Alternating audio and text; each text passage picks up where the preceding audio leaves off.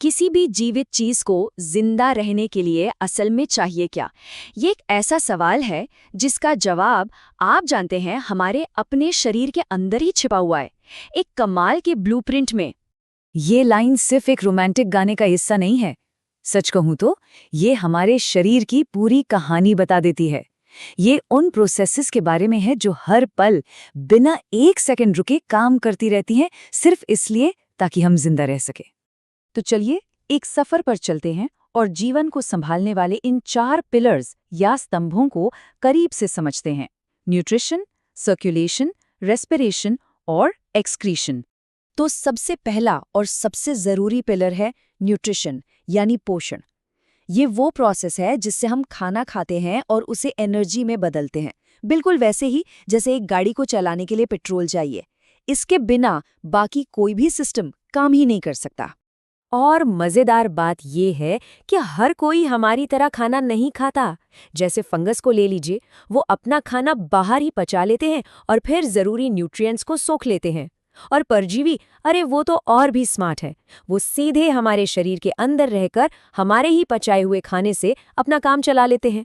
मतलब एनर्जी लेने के क्या जबरदस्त तरीके हैं। अच्छा, तो हमने खाना खा लिया और एनर्जी भी बना ली, पर सवाल ये है कि ये एनर्जी शरीर के अरबों खरबों सेल्स तक पहुंचेगी कैसे? और यहीं से हमारे दूसरे पिलर की कहानी शुरू होती है। हमारा दूसरा पिलर है शरीर की अपनी डिलीवरी सर्विस। ये सर्कुलेशन और रेस्पिरेशन जैसे सिस्टम पर काम करता है, जो मिलकर एक शानदार लॉजिस्टिक्स नेटवर्क बनाते हैं। इनका काम है ईंधन और ऑक्सीजन को शरीर के हर कोने तक पहुंचाना और वहां से कचरा वापस लेकर आना। इस डिलीवरी सर्विस का जो सबसे मेन खिलाड़ी है ना, वो है हमारा खून, जिसकी अपनी एक कमाल की टीम है। रेड ब्लड सेल्स ऑक्सीजन की डिलीवरी करते हैं, व्हाइट ब्लड सेल्स हमारे बॉडीगार्ड हैं और प्लेटलेट्स किसी भी चोट पर फौरन खून को बहने से रोकते हैं। अब जरा एक असली सिचुएशन के बारे में सोचिए। एक मरीज को तुरंत खून चाहिए, पर उसका ब्लड ग्रुप किसी को नहीं पता। हमारे पास 2 डोनर हैं, शीना जिसका ब्लड ग्रुप O है और वीना जिसका AB है। तो किसका खून काम आएगा? इसका जवाब हमारे ब्लड ग्रुप की केमिस्ट्री में छिपा है। और देखिए, यहाँ सबसे जरूरी बात यह है कि जो O ब्लड ग्रुप है वो यूनिवर्सल डोनर होता है। मतलब वो किसी को भी खून दे सकता है। तो जाहिर है शीना उस मरीज की जान बचा सकती है।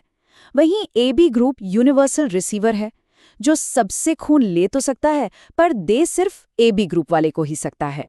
कभी सोचा है कि खून का रंग लाल ही क्यों होता है? इसकी वजह है हीमोग्लोबिन। ये एक खास प्रोटीन है जो न सिर्फ खून को उसका रंग देता है, बल्कि असल में यही वो चीज़ है जो ऑक्सीजन को पकड़कर उसे पूरे शरीर की सैर कराता है। ये ऑक्सीजन का असली ट्रांसपोर्टर है। तो ये ऑक्सीजन हमारे खून तक पहुंचती कैसे है? इसकी यात्रा काफ़ी सीधी है। हवा नाक से होकर विंड पाइप में जाती है, फिर वहां से फेफड़ों के अंदर बहुत ही छोटी छोटी थैलियों यानी एल्व्यूलाई तक पहुंचती है, जहां खून डिलीवरी के लिए इंतजार कर रहा होता है। पर एक मिनट रुकिए। जब हम जोर से सांस अंदर खींचते हैं तो एक वैक्यूम जैसा खिंचाव पैदा होता है। तो फिर हमारी विंड पाइप, जो एक नर्म ट्यूब है, वो वैक्यूम क्लीनर की पाइप की तरह पिचक क्यों नहीं जाती? इसका जवाब है ये सी शेप के छल्ले। ये कार्टिलेज से बने होते हैं, मतलब हड्डी की तरह सख्त भी नहीं और हमारी नाक की नोक की तरह लचीले भी। ये छल्ले हमारी सांस की नली को एक मजबूत ढांचा देते हैं ताकि वो हमेशा खुली रहे, चाहे कुछ भी हो जाए। ठीक है, तो फ्यूल और ऑक्सीजन दोनों अपनी अपनी मंजिल तक पहुंच चुके हैं। अब आता है तीसरा पिलर, जहां असली जादू होता है। इस सारे सामान को असली इस्तेमाल करने लायक एनर्जी में बदलना। फेफड़ों के अंदर हमारे डिलीवरी सर्विस ऑक्सीजन को ड्रॉप करती है और वापसी के लिए कचरा यानी कार्बन डाइऑक्साइड उठा लेती है। ये एक बहुत ही तेज और कमाल का लेन देन है जो हर सांस के साथ होता है। ये जो असली पावर प्लांट है ना, वो हमारी कोशिकाओं के अंदर है, जिसे माइटोकॉन्ड्रिया कहते हैं। इसे सेल का पावर हाउस भी कहा जाता है। यहीं पर ऑक्सीजन का इस्तेमाल करके ग्लूकोज को तोड़ा जाता है और हमारे शरीर को चलाने वाली एनर्जी यानी ATP बनती है। हमारी हर हरकत, हर सोच इसी एनर्जी से चलती है। अब देखिए, जब भी कोई फैक्ट्री चलती है तो कचरा तो बनता ही है। अगर उसे साफ नहीं किया जाए तो पूरी फैक्ट्री ठप पड़ जाएगी। बस यहीं पर हमारा चौथा और आखिरी पिलर आता है, एक्सक्रीशन यानी शरीर का अपना वेस्ट मैनेजमेंट सिस्टम। ये सिस्टम बहुत सीधा साधा है। किडनी हमारे खून के लिए एक सुपर फिल्टर का काम करती है, जहां से सारा कचरा यूरिन के रूप में अलग हो जाता है।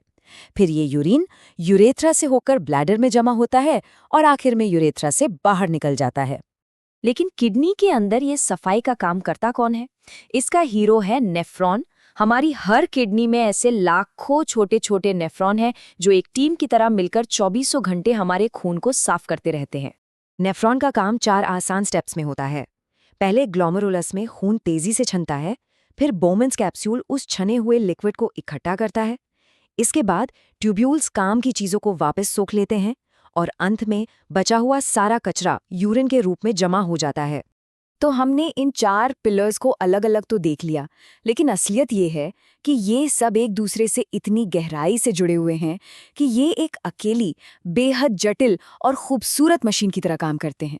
सोचिए, न्यूट्रिशन के बिना एनर्जी नहीं, सर्कुलेशन के बिना डिलीवरी नहीं, रेस्पिरेशन के बिना ऑक्सीजन नहीं और एक्सक्रेशन के बिना सफाई नहीं। हर पिलर दूसरे पर पूरी तरह से निर्भर है और यही जिंदा रहने का शानदार ब्लूप्रिंट है। और ये हमें एक बहुत ही ज़रूरी सवाल पर लाके छोड़ देता है। अगर हमारा शरीर इतने सटीक और नाजुक संतुलन में काम करता है, तो क्या होगा जब इसका कोई एक हिस्सा, कोई एक पिलर कमज़ोर पड़ने लगे?